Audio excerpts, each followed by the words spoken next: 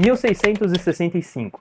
Londres passava pela sua última epidemia de peste bubônica da história. As pessoas foram obrigadas a ficar em quarentena em suas casas para evitar a proliferação da doença. Isso te lembra alguma coisa?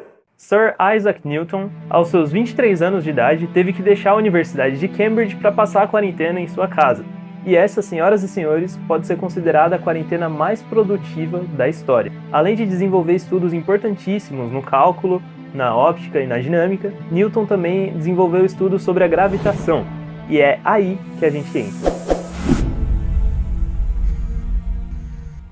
Olá, minha querida amiga, meu querido amigo. Meu nome é Nicolas, esse é o canal da Rocket Place e sejam muito bem-vindos.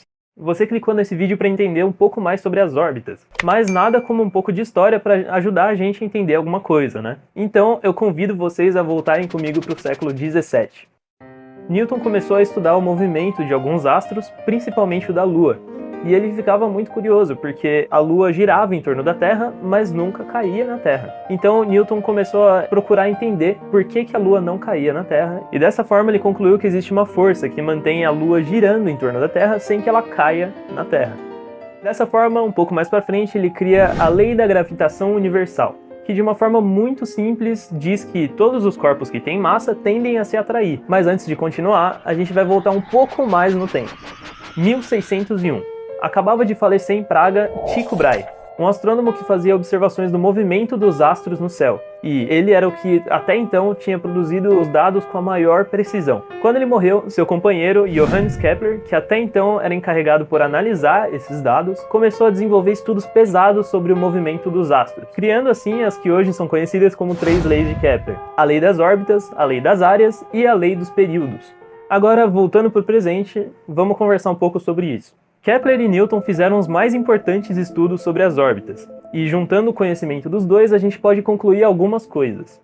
Existem formatos de órbitas diferentes, e cada tipo de órbita pode ter energias mecânicas diferentes. Por exemplo, a órbita circular e a órbita elíptica têm energia menor do que zero. A órbita parabólica tem energia igual a zero. E a órbita hiperbólica tem energia maior do que zero. Agora vamos voltar para a história de novo.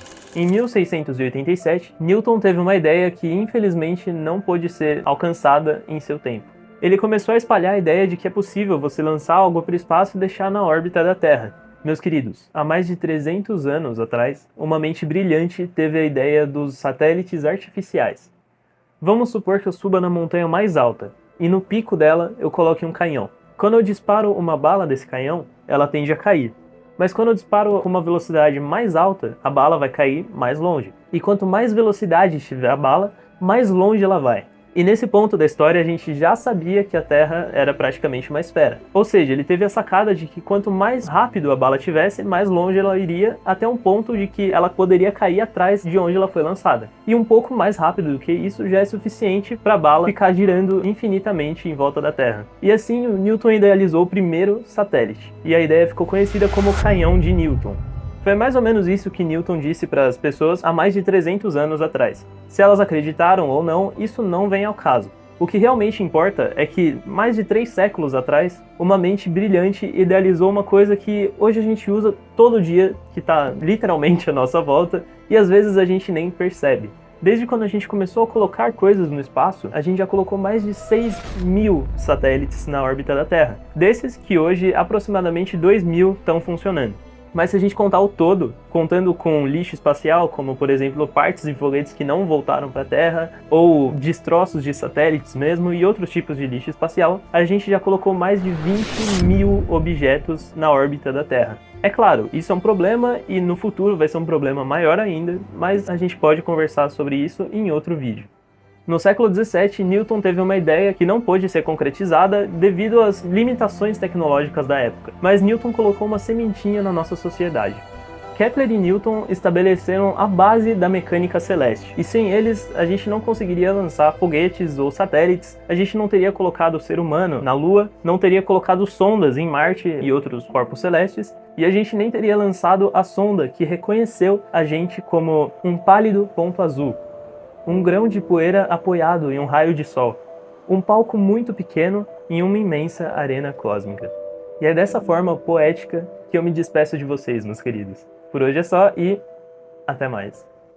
Every teacher of morals, every corrupt politician, every superstar, every supreme leader, every saint and sinner in the history of our species lived there, on the mote of dust, suspended in a sunbeam.